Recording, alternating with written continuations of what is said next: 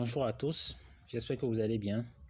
Je voudrais remercier d'avance ceux qui ont suivi mes vidéos depuis le début et surtout dans l'ordre parce que c'est vraiment essentiel. Ce serait l'idéal pour qu'ils puissent assimiler le contenu en entier et pour avoir une meilleure image de l'ensemble.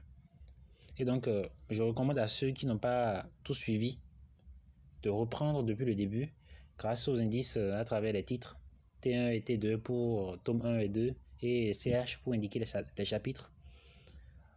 En gros, mon livre vous permet d'avancer d'un grand pas vers l'aboutissement de la quête du Saint Graal, de la création, d'où la présence du thème quête du Graal au début de chaque titre de ma vidéo.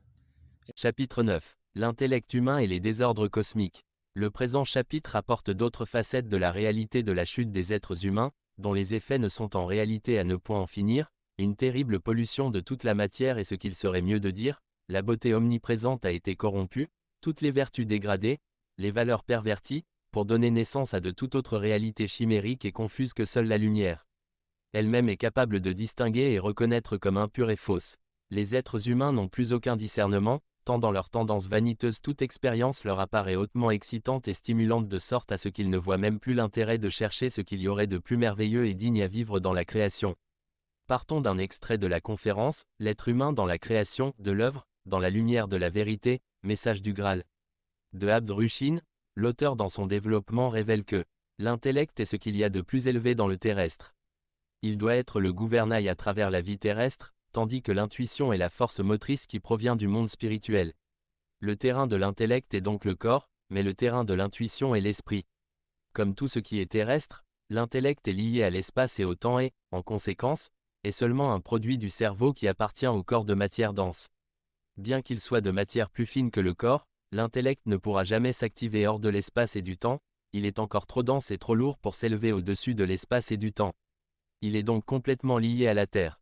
On redira qu'absolument tout dans la création était sagement disposé, chaque chose dans sa fonction particulière, dans son monde spécifique et avec ses portées spécifiques. Qu'a fait l'homme? Il s'est mis à tout morceler, tout séparer, tout décortiquer, tout traiter et redisposer de façon unilatérale en raison de son incapacité à lui de faire l'effort et le mouvement indispensable pour saisir le maximum qui lui était accessible, il ne s'est même pas rapproché de la moitié de ce qu'il était appelé à obtenir. Il en avait pourtant reçu la force et les équipements, et plus loin il portait en lui-même le potentiel de force spirituelle. Qu'est-ce qu'il a vraiment bien pu trouver de mieux à faire de son existence? Face à la possibilité de percevoir le monde de deux manières différentes. L'une avec son intellect, siégeant dans son cerveau postérieur, et l'autre avec ses intuitions, reçues par son cerveau antérieur, le cervelet, l'être humain jugea plus facile de ne cultiver que la plus simple à manier pour lui, celle directement liée, la plus puissante et adaptée, à la sphère de vie matérielle où il séjournait. Le grand jeu devrait donc résider dans le critère de choix, la reconnaissance de ce qui devrait être sa véritable priorité. Y avait-il vraiment une question de choix? Entre un oui ou un non faudrait-il forcément choisir l'un? L'unilatéralité, le propre de l'intellect, n'avait aucunement à s'ériger une place de permanence. Elle devrait permettre une concentration indispensable sans toutefois devenir un blocage à l'ouverture d'esprit, les connexions intuitives. En effet, l'œuvre entière de la création constituait en lui-même une merveille, le fait même de l'existence est intrinsèquement magique, elle est d'un bonheur et d'une beauté omniprésente dans tous les plans et mondes la constituant. Autrement n'importe quel outil, n'importe quelle faculté ou même la plus insignifiante cellule ou poussière de matière, existant quelque part dans la création, recèle la vie et incarne une facette de la manifestation de la lumière créatrice de vie et de forme. Mais évidemment nous sommes dans un contexte de poupée russe où tout ce qu'il y a de plus petit se confond en quelque chose de plus grand qui l'englobe, et les échelles de grandeur sont infinies si ce n'est que pour, au bout du compte, redonner place à l'inconcevable grand tout. Cette réalité de l'infinité des échelles d'appréciation de la beauté existante implique tout simplement une inconcevable diversité et des infinités d'hiérarchies incontournables. Et, disposant de la vertu d'appréciation d'une telle diversité, il devient une responsabilité et une obligation de tenir pour référence tout ce qui se trouve au sommet des différentes hiérarchies. Il n'est alors plus question de perdre de vue l'essentiel, sans pour autant dévaloriser ce qui existe de bien inférieur et imparfait. En vérité, pendant que l'intellect imparfait de l'être humain n'était accroché qu'à la matière dense déjà caractérisée par une immense beauté existentielle, présence des vertus, valeurs et lois stables, ses intuitions couvraient la réalité bien supérieure, multidimensionnelle, de la matière subtile et même fine. Et, là encore, les connexions avec les réalités des mondes au-dessus de la matière ne sont pas encore prises en compte, les uniques réalités éternelles dont l'être humain devrait vraiment se préoccuper, lui qui en était issu à l'origine. Point. Les humanités se sont accrochées à la partie émergée, matière éphémère, de l'iceberg pour refouler l'immensité de la partie immergée, esprit éternel. Le mieux qu'on puisse dire c'est qu'il s'agit d'une arnaque consentie. Mais c'est quand même terrible, on leur fournit des corps pour expérimenter la matière et ils finissent par se complaire de ces outils allant jusqu'à assassiner tous ceux qui venaient leur rappeler que seuls les paradis du monde spirituel, monde de l'esprit, proche du divin, constituent leur véritable demeure d'existence et de joies éternelles. Point. Les plus profondes raisons de l'égarement des humanités ont déjà été révélées le long des chapitres précédents. Les ténèbres ne menaient stratégiquement les esprits humains qu'à leur propre perte dans la matière pour offenser la volonté divine. L'instrument qu'ils utilisent encore à cette fin, n'est que l'intellect humain, aveugle dans sa constitution intrinsèque, et donc incapable de percevoir ceux qui tirent les ficelles des réalités denses qu'il vit. Point. Tout part du fait que la matière, elle-même après sa vivification, dont les divers processus de densification des vibrations lumineuses reçues et renouvelées, manifestait le besoin auto-actif de retenir la force de vie pour maintenir ses structures, et ainsi si elle devrait développer une autoconscience propre, elle se battrait d'une manière ou d'une autre pour se conserver. C'est autrement ce que font toutes les créatures de la matière dense dont les corps biologiques autoconscients voulurent se maintenir éternellement dans la matière, et ce besoin était extrêmement plus renforcé chez les créatures plus denses que constituaient les démons nés des bas-fonds de la création. Point. L'esprit humain, se confondant avec son corps biologique, voulut finalement lui-même s'éterniser dans la matière, tant son corps lui réclamait une concentration ferme de toute son attention, vibratoire, sur la satisfaction de ses besoins matériels de conservation, des sentiments renforcés par la volonté des ténèbres qui dans leur ruse encourageaient les esprits à se laisser aller dans ce sens. Point. Et c'est tout à fait d'une joie que Lucifer se servit de ces tendances pour créer les désordres cosmiques dans la matière entière. Chaos duquel il ressortait le plus renforcé à travers la récupération de la force divine ainsi gaspillée par les esprits humains indignes de leurs origines. Aucune créature ne profite du chaos des ténèbres à part l'Antéchrist lui-même, même ses valets quel que soit ce qu'ils s'imaginent, courent tous à leur propre perte, dans la décomposition de leurs êtres véritables, tôt ou tard lorsque Dieu devra imposer sa sainte volonté pour rétablir l'ordre. L'intellect, créateur de d'illusions limitantes, constitue le siège sur lequel s'assit l'Antichrist, ou Antéchrist, qui signifie en réalité une volonté contraire à la loi de l'unité et pureté de la lumière mise en place par Dieu le Père. Seule la volonté du fragment divin qu'incarne Lucifer pouvait, en effet, vouloir se séparer de la sage construction de Dieu, principalement dans sa révolte caractérisée par son incompréhension de la sainte volonté divine, et dont découla pour lui une déconnexion progressive d'avec la pureté de la lumière qui lui devint ainsi étrangère et finalement son ennemi. Faudrait-il rappeler que même la pureté divine fut instaurée par Dieu le Père, autrement l'accomplissement d'un originel acte d'amour qui demeurera inconcevable pour nous, bien que nous en avons tout au moins conscience à titre d'information ou révélation, la connaissance est une grâce divine. L'intellect est un outil déconnecté de la grande réalité de l'existence. Il ne fait aucun discernement, il est neutre, mécanique et n'a en effet aucune compréhension de la vie spirituelle avant même de pouvoir reconnaître la volonté du Christ, amour et unité divine, dans la création. Il est donc le meilleur combattant aveugle du Christ, tant que les ténèbres lui mettent une autre définition du Christ à la gueule et l'encouragent à le répéter avec fierté. L'intellect ne fait aucun tri entre les mondes auxquels il s'ouvre et c'est ainsi qu'il fait appel aux mondes les plus nuisibles à l'esprit humain et particulièrement aux esprits de genre féminin qui ne font que subir et incarner plus profondément la qualité du monde auquel ils sont connectés. Lorsque la vanité a complètement été installée dans l'intellect humain, qui ne fait que promouvoir par réplication tout ce qu'on lui donne, celle-ci mena l'être humain à briser les barrières entre les vertus et contre-vertus de l'existence depuis la réalité physique où tout mal pouvait déjà être clairement et hautement reconnu. Il n'y avait plus de filtres, plus de normes, toute possibilité devenait un idéal et puisque tout est vivant dans la création, ce fut le grand bordel dont les mélanges de toutes sortes. Point. Jetez donc un regard objectif à la réalité du monde terrestre actuel. Il n'est plus difficile de s'en faire une image, il n'y a que des défoulements de toutes sortes et bien heureusement représentés dans de nombreux films, séries télévisées, animés et mangas, qui sont finalement de grands transmetteurs de réalité d'autres mondes, et conceptions de réalité, dont les mondes de ténèbres en particulier. Il conviendrait de mentionner que malgré les bonnes intentions de révélation de réalités obscures, les producteurs et réalisateurs ne devraient pas trop se laisser aller. Il y a bien des réalités qui n'ont guère besoin de parvenir à la conscience des nouveaux enfants de la Terre, cela reviendrait à semer des germes de ténèbres dans leur conscience à l'image de ce qu'a fait Lucifer en laissant les esprits humains aller sur des terrains intrinsèquement nuisibles. Point. L'image du serpent qui se mord sa propre queue est ce qu'il y a de mieux pour exprimer la véritable situation des esprits humains dans la matière, ils préfèrent leur propre conception de la réalité à la vraie réalité de la création dont découla la petite réalité de l'ensemble de la matière. Le cas de l'humanité terrestre est même pire, elle s'est bornée à la réalité, déjà colossale, de la matière dense terrestre qui se retrouve très proche des bas-fonds de la matière de plus forte densité, les mondes plus ténébreux constituant presque tout un univers, le dernier des 7 univers est le plus contaminé par le faux principe de Lucifer. Point. Finalement la Terre n'est qu'un grain de poussière dans la création entière. Et pourtant voyez l'immense réalité qui a pu y être semée par les êtres humains l'habitant. Elle est en connexion avec de très vastes mondes de ténèbres qui exploitent les esprits humains pour construire leur réalité spécifique, de la même façon qu'on exploite le bétail pour son alimentation. En effet, le bétail finit toujours par s'adapter, du moment où il a ses repas journaliers, ses heures de repos, peut jouir des privilèges de l'enfantement pour se créer une famille de compagnie. Respirer un air frais et bien d'autres bonheurs. Autrement le bétail même s'il finit à l'abattoir, a quand même eu une existence bien qu'esclavagiste. L'être humain est devenu un esclave alors qu'il était né pour être roi. Il convient de préciser ici que la lumière aurait pu laisser les humanités déchues s'éterniser dans la matière jusqu'à leur décomposition et damnations inévitables, s'il n'y avait pas parmi eux des esprits humains, germes d'esprit encore sains et manifestant de nobles aspirations, qui se sont injustement retrouvés emportés par la foulée des plus inconscients. Ils se sont confondus à la masse ténébreuse qu'ils avaient considérée par ignorance comme digne de les guider. Même dans l'égarement, ils manifestèrent profondément le vouloir de retrouver la lumière, l'authentique, et celle-ci répondit à l'appel. Point. Ce n'est qu'ainsi que les fils de Dieu et leurs serviteurs, esprits plus évolués, ont dû descendre dans la matière, en effet, uniquement pour ceux qui voulaient sincèrement être délivrés et sauvés de la chute vers la mort spirituelle.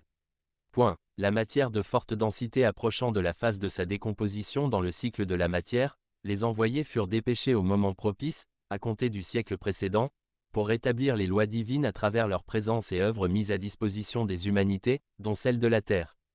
Chapitre 10. Le Fils de l'homme en Abd-Rushin. Le présent livre est comme déjà suggéré dans le tome 1, une œuvre subjective découlant de la connaissance du Graal transmise par l'auteur Abd-Rushin qui révéla qu'il était l'incarnation terrestre du Fils de l'homme dont l'arrivée fut promis par Jésus-Christ. À base du présent ouvrage, tout lecteur sérieux devrait pouvoir se rendre compte que la source dont il a pu découler ne pouvait être que plus complète et forcément mieux structurée.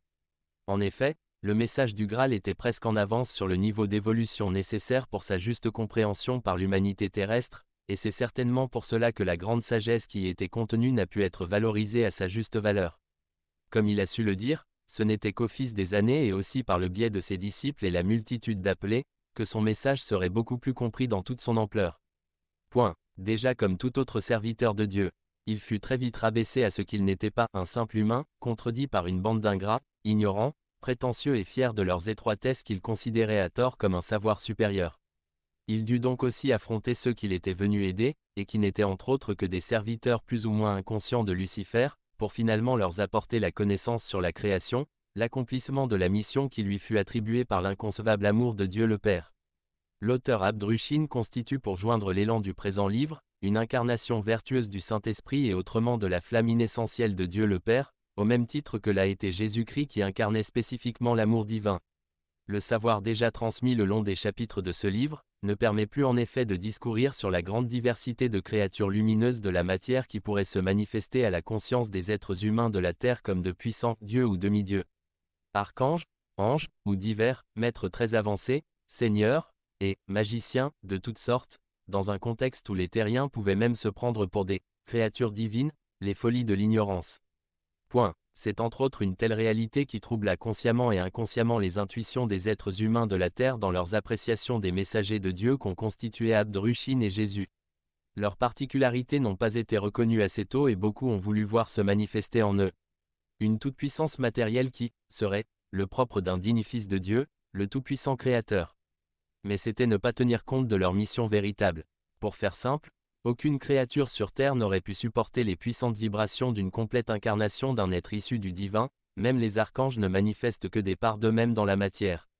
Et compte tenu des sages dispositions de Dieu, L'auto-activité des lois promotrices de la création ne permet que la présence d'un messager de vibration, contenu, pour être supportable au monde particulier d'incarnation. Du moment où la mission est d'éveiller la conscience d'êtres humains enfermés dans une sphère de vie matérielle, il est indispensable que l'envoyé s'incarne par un processus naturel sur ce même plan d'existence. Et plus loin il n'est question que de la même création, le Créateur n'a donc guère besoin d'artifices extraordinaires pour notifier sa présence, qui demeure intrinsèquement reconnaissable aux yeux spirituellement actifs, en toute simplicité, et caractéristique dans les œuvres dédiées envoyées. Point. La bêtise des êtres humains est de n'avoir pas cherché à reconnaître dans les œuvres des serviteurs de Dieu, les signatures divines. N'est-ce pas le Créateur lui-même qui mit à disposition de ses créatures, la faculté de la parole et la sagesse des Écritures? L'être humain terrestre s'illusionne grotesquement s'il pense qu'il a de lui-même pu créer quelque chose de nouveau, si ce n'est que sa propre folie. Tout bonnement les envoyés et serviteurs de Dieu n'utilisent que les moyens les plus indispensables à la réussite de leur mission. Ils n'ont surtout pas besoin de gadgets divins pour impressionner. Même Sri Aurobindo, dans les riches expériences de son yoga intégral, a abouti à cette même conclusion quand il constata qu'en réalité les manifestations de pouvoir divin n'apportaient que suffisance et stagnation à ses disciples qui oublièrent le travail intérieur pour leurs évolutions spirituelles. Et il dut mettre lui-même fin aux gadgets divins qui avaient pourtant eu de petites utilités équivalentes à celles que Jésus-Christ manifesta dans ses miracles de guérison. Quant à Abd Rushin, il ne fit aucun de ces détours avant d'engager son œuvre qui tenait directement compte de ce qui était le plus utile à l'humanité terrestre, tant les manifestations divines ne cessaient toutefois d'exister dans la création. L'être humain n'a jamais su apprécier ce qui lui était nécessaire. Gros point. Diversité des serviteurs de Dieu. Alors qu'il est mentionné qu'il y a plusieurs plans paradisiaques au-dessus de la matière et où habitent des esprits infiniment plus évolués que ceux de la matière entière. Si quelques-uns parmi eux devraient s'incarner sur la terre, pensez-vous qu'ils pourraient systématiquement se reconnaître entre eux? À la limite ils ressentiront les uns envers les autres, de hautes affinités vibratoires en termes de pureté, force et puissance mais encore différentes en termes de pesanteur. Point. Et une autre réalité est que sur Terre l'objectif n'est pas, en priorité et prématurément, qu'ils se rappellent de qui ils sont, leurs identités spirituelles, un rappel qui d'ailleurs risque de les faire aspirer fortement à retourner dans leur patrie lumineuse. Des aspirations qui pourraient générer des abandons de leur mission terrestre souvent rudes, en raison de leur soumission à de très basses vibrations, tout à fait désagréables. Pour éviter de telles réactions, des voiles leur sont mis sur leurs véritables identités, ce n'est principalement que leurs hautes vibrations spécifiques qui sont nécessaires pour leur mission dans la matière. C'est pour finalement dire que de toute évidence les envoyés et serviteurs de Dieu ne sont pas systématiquement reconnaissables sans des examens objectifs. Une forte volonté et l'usage de tous les potentiels en facultés spirituelles, reconnaissance digne d'un être un éveillé ou d'un initié concerné par la mission spécifique. Et parfois les spécificités de leur mission requièrent qu'ils demeurent éloignés pour se concentrer sur les réalités de leurs entourages plus proches. Dans de tels contextes, l'humanité terrestre ne constitue qu'une âme aveugle avec ses facultés spirituelles hautement dégradées et laissée à l'atrophie par paresse d'esprit collectif et le long de leur série d'égarements assez ramifiés. Elle ne peut donc que péniblement reconnaître les authentiques envoyés et serviteurs de Dieu dans leur grande diversité, et qui sont eux aussi obligés de revêtir des corps terrestres intrinsèquement limitants, primitifs, pour leur potentiel de déploiement de forces spirituelles. Et face aux puissantes forces ténébreuses qui ont assailli la Terre, l'éveil des différents serviteurs de la lumière à la reconnaissance de leur haute mission devient un véritable combat duquel beaucoup, dont généralement les disciples moins puissants et les appelés moins forts, en particulier peuvent faillir momentanément. Il ne faudrait quand même pas oublier qu'il n'y avait pas réellement d'ennemis dans la création, si ce ne sont les unilatéralités cultivées à l'excès, et ainsi toute créature incarnée sur la Terre participe à l'évolution globale de la création, beaucoup d'initiés l'ont finalement compris de nos jours. Tout simplement les nombreuses œuvres éparpillées un peu partout sur la Terre ne font parfois plus qu'une, c'est en vertu de cela que les nombreuses références du présent livre sont justifiées. Point. Il devrait aussi ressortir clairement que face à la multitude de fragments de vérité déformés par les organisations religieuses, loges, spiritualistes et divers courants philosophiques de la Terre, il ne serait qu'une perte de temps pour un grand envoyé de Dieu de se mettre à décortiquer le vrai du faux en chaque religion, dans un contexte où même toute la réalité de la matière dense n'est finalement constituée que d'extrême fausseté face à la réalité divine. Il ne peut donc qu'être opéré une puissante ablation et destruction de tout le faux et dans ce cas, la sagesse divine fournit plutôt directement une souche pure de la vérité originelle capable de restaurer dans les esprits, le droit chemin voulu par le Créateur de toutes choses, Dieu. C'est ce à quoi s'est consacrée l'incarnation, vertueuse, du Fils de l'homme en Abd Rushin, qui s'efforça de démêler avec sagesse, art, simplicité, rigueur, justice et conformité aux lois divines. Le chemin menant à la grande reconnaissance de Dieu le Père.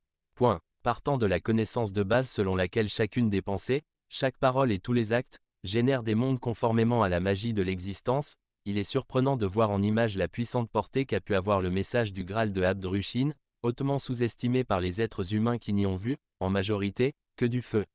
Une grande vérité est que sur Terre, les êtres humains ne sont tout simplement pas capables de classer des chefs-d'œuvre d'origine spirituelle parmi tant d'autres. Et pour cela il leur faudrait un plus grand savoir. Ils n'ont guère les éléments de juste appréciation d'une œuvre vertueuse et supraterrestre. Une meilleure compréhension de l'auteur Abd Rushin dans son interaction vivante avec l'humanité terrestre ne pourra être permis que par la lecture de ses œuvres dont particulièrement la grande édition de 1931 de « Dans la lumière de la vérité message du Graal » et les résonances qui découlèrent de son message pour constituer 2 tomes complémentaires, Résonance du message du Graal tome 1 et 2. Une sagesse du Graal infiniment mieux structurée, permettant une compréhension progressive de marche en marche. Y est contenue et face à elle, il faudra mettre de côté tout le savoir contenu dans le présent livre, les précieux dons bafoués, afin de bénéficier pleinement de la pédagogie céleste qui s'y trouve. Point. Il a lui-même écrit, « La parole qui suit n'apporte pas une nouvelle religion, mais elle doit être le flambeau pour tous les auditeurs et lecteurs sérieux, à l'aide duquel ils trouveront le vrai chemin qui les conduit vers les hauteurs auxquelles ils aspirent. » Message du Graal, Abd Rushin. Par mon message, je vous ouvre à présent le livre de la création. Le message vous indique clairement le langage de Dieu dans la création, ce langage que vous devez apprendre à comprendre afin que vous puissiez l'approprier entièrement. Message du Graal, Abd Rushin. Son message est toutefois à placer dans son contexte temporel, les années 1931, l'état vibratoire équivalent, et la langue originale d'édition, l'allemand, intemporel, destiné à toute l'humanité dans la matière suivant l'horloge cosmique. Et à approfondir de génération en génération, et principalement son contexte de réponse vivante aux promesses du Fils de Dieu Jésus-Christ.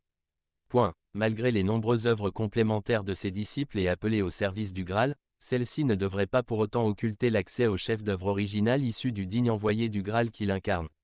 Une œuvre qui ne doit non plus devenir dogmatique, la vraie réalité demeure malgré tout bien au-delà de la révélation en version écrite, qui ne véhicule en réalité que des notions et images très essentielles et hautement représentatives de la réalité depuis la sphère divine. Il s'agit, tout simplement d'un passeport universel insoupçonné.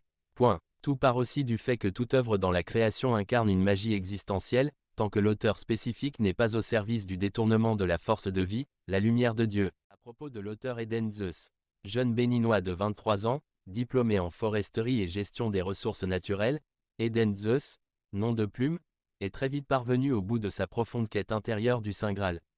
Point. Son incarnation terrestre l'a directement mené à un message issu du Graal, qui fut le premier livre consistant et spirituel qu'il a lu à cœur joie durant sa préparation au baccalauréat scientifique de son pays de naissance, le Bénin, BJ. Sa bonne base de mathématicien en plus de sa formation universitaire y compris ses petites expériences personnelles et professionnelles à ce jour, lui ont fourni un pertinent parcours terrestre renforcé par la lecture d'un bon nombre de livres sur la spiritualité terrestre et divers sujets multidimensionnels associés. Point. La nécessité d'une contribution personnelle à l'amélioration de la réalité déplorable de l'existence humaine sur Terre s'est finalement imposée à lui, c'était soit réagir ou soit subir au même titre que la foule moutonnière, une année après une bouleversante expérience de modification de son état de conscience.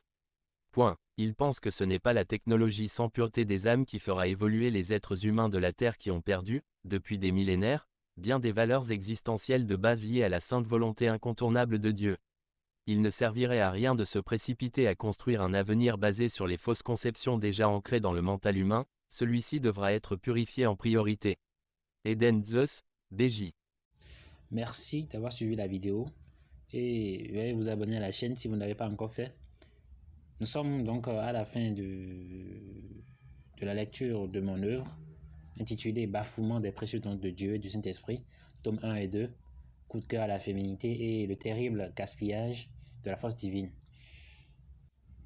Bon, avant de continuer avec la rédaction du 3e tome de mon livre, j'ai préféré relancer une étude complète de l'œuvre dans la lumière de la vérité. Et donc, on va surtout le faire ensemble sur ma chaîne.